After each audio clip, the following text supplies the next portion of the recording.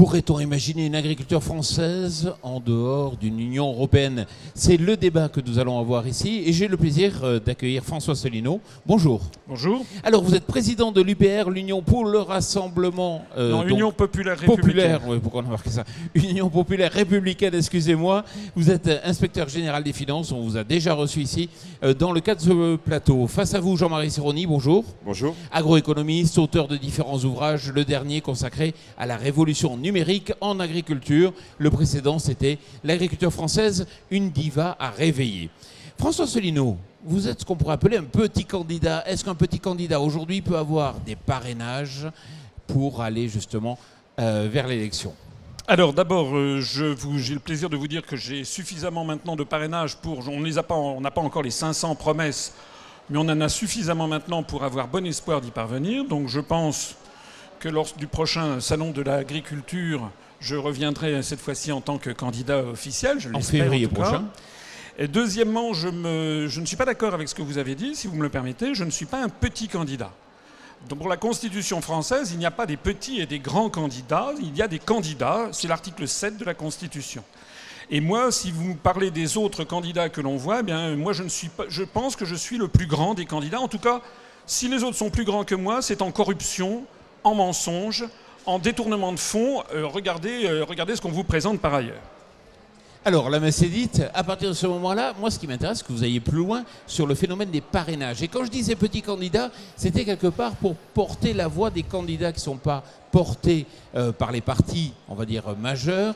Est-ce qu'aujourd'hui, il y a des freins à l'obtention des parrainages et lesquels? Oui, alors, encore une fois, notre mouvement politique est devenu un parti majeur. Nous avons 12 200 adhérents, c'est-à-dire que nous avons 4 fois plus d'adhérents que EELV par exemple, et que nous avons plus d'adhérents que le parti de gauche. Deuxièmement, la question qui se pose effectivement, c'est que vous avez beaucoup de maires qui refusent de parrainer des candidats parce qu'ils ont peur que leur nom sorte dans la presse. Et puis vous avez un troisième phénomène, vous avez les grands partis politiques que sont les Républicains ou le Parti Socialiste qui siphonnent le maximum de parrainage avec leurs élus et qui demandent à leurs élus de ne pas parrainer les autres.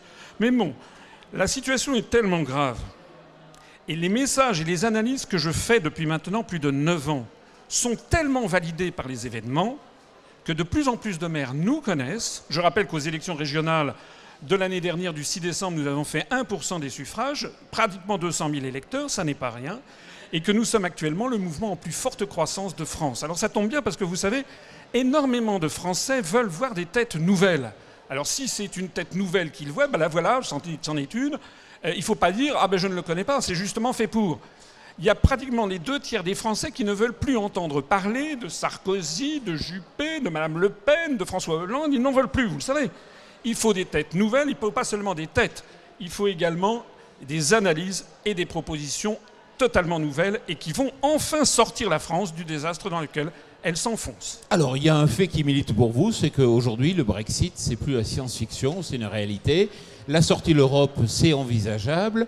Est-ce que vous pensez aujourd'hui que ce qui se passe pour l'Angleterre pourrait se passer pour la France? Alors, bien entendu, c'est vrai que depuis, moi, je suis le candidat du Frexit.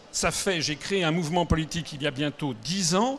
Depuis 10 ans, vous m'avez d'ailleurs très aimablement reçu plusieurs fois depuis plusieurs années, vous savez que je dis toujours la même chose et que ce sont les événements qui me donnent raison. Il faut que la France sorte de l'Union européenne, de l'euro et de l'OTAN. Alors lorsque je disais ça il y a quelques années, on me prenait pour un hurluberlu. Sauf qu'effectivement, maintenant, l'affaire qui vient de se passer au Royaume-Uni prouve 2 choses. La première, c'est que l'Union européenne, on peut en sortir. La preuve a été apportée. Pour l'instant, on ne le sait pas. On peut décider d'en sortir, mais ils ne sont pas sortis. Madame Theresa même, et tout le monde, même le président Hollande, a demandé hier. Donc ça veut dire que le principe que la construction européenne est quelque chose de réversible, maintenant, c'est désormais dans tous les esprits. Alors qu'il y a encore 2 ou 3 ans, tout le monde me disait c'est impossible d'en sortir. Donc ça, c'est un premier élément très important. Puis il y a un deuxième élément. C'est qu'au moment de la campagne pour le référendum au Royaume-Uni, tous les grands médias possédés par l'oligarchie financière, industrielle, les agro-industries notamment, mais pas seulement eux, eh bien, ont fait peur aux Britanniques en disant si jamais vous votez pour le Brexit, ça va être un effondrement général Madame Lagarde, directeur général du Fonds monétaire international, a dit que dans les semaines qui suivraient, elle n'a pas dit dans les années, elle a dit dans les semaines qui suivraient, on assistera à un effondrement des marchés financiers et de l'économie britannique. Qu'est-ce qui s'est passé? Alors c'est vrai que pour l'instant le Royaume-Uni n'est pas encore sorti juridiquement, mais dans les esprits, il est déjà sorti. Eh bien qu'est-ce qui s'est passé? On constate que c'est tout l'inverse. La livre sterling a baissé de 10%, ce qui a dopé les exportations britanniques. Le Fonds monétaire international de Madame Lagarde, de toute honte, ils ont été obligés de corriger à la hausse le taux de croissance du Royaume-Uni cette année, qui va passer à 1,8%. C'est le plus élevé des taux de croissance de l'Union européenne.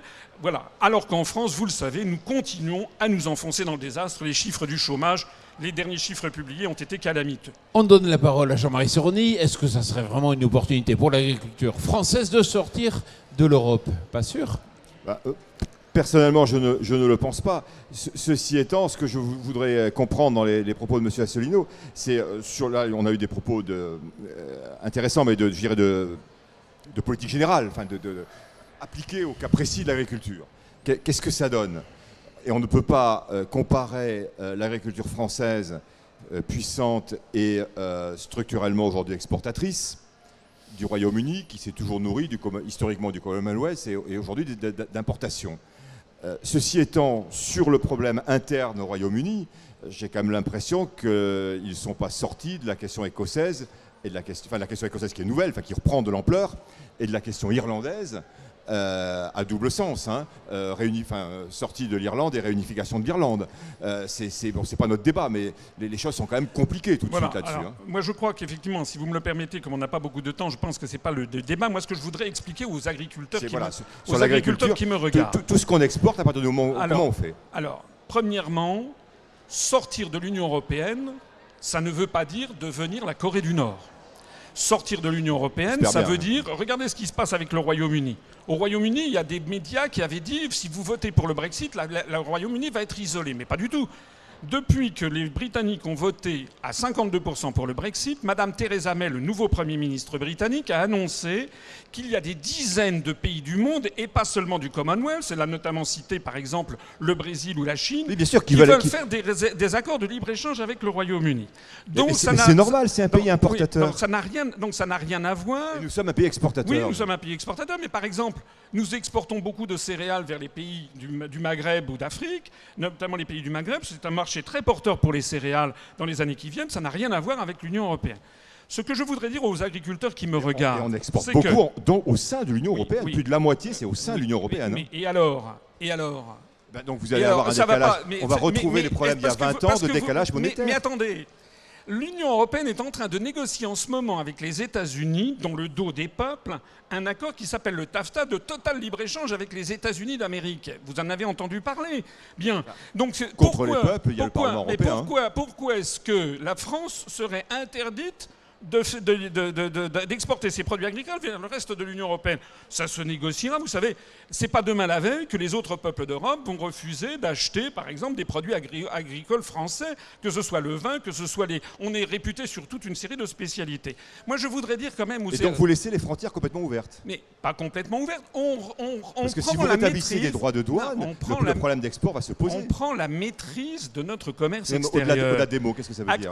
Au-delà des mots, ça veut dire quoi? Ça veut dire qu'actuellement, l'agriculture est en train de mourir en France. C'est faux, c'est absolument faux. L'agriculture familiale est en train de mourir. C'est absolument faux. On est passé de 3 à 4 millions d'agriculteurs en 1962 à moins de maintenant 800 000. Et il y a 5 millions il y a Par ailleurs, beaucoup d'agriculteurs français, des agriculteurs familiaux, n'arrivent pas à joindre les deux bouts.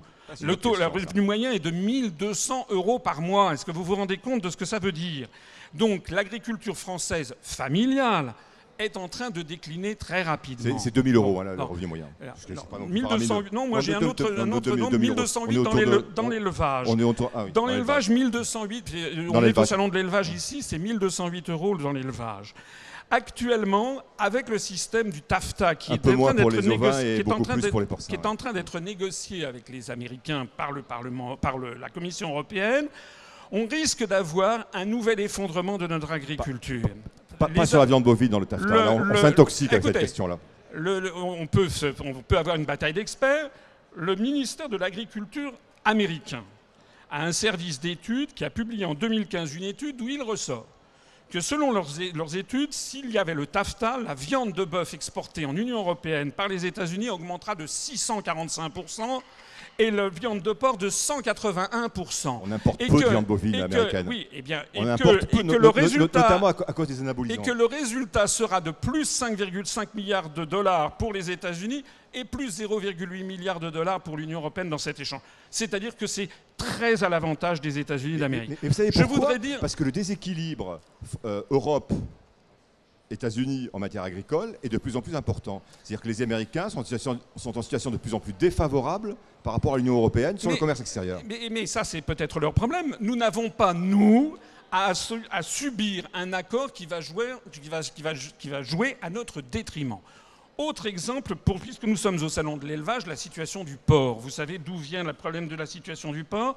Ça vient des problèmes décidés au niveau géopolitique par la Commission européenne suite à l'affaire de la Crimée. L'embargo sur la Crimée, oui. Eh bien oui, c'est aller parler aux éleveurs de porc. Vous savez très bien que c'est une catastrophe. Ça n'est pas moi qui le dis. C'est le ministère français de l'Agriculture qui estime que on risque d'avoir entre 22 et 25 000 exploitations qui vont disparaître en matière d'élevage. C'est pas moi, c'est le rapport du ministère de l'Agriculture. Il nous reste 2 minutes, Jean-Marie Seroni.